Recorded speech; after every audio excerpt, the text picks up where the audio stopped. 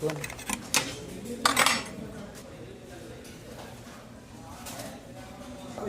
Oo. Ay, ano, sa kusina sila, mga Pinoy. Sa kusina may mga Pinoy. Dalawa.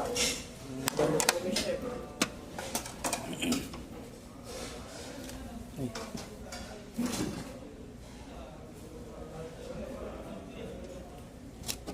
Kasi ako nakain naman.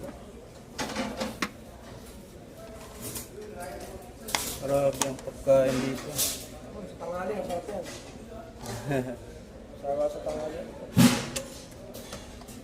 Nag-iuwi ka ba? Hindi.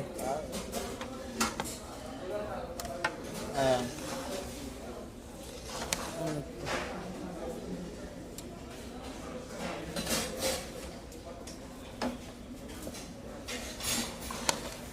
Wow.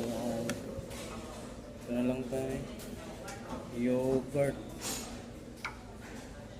Konti lang. Yan. Peach na lang tayo mga po.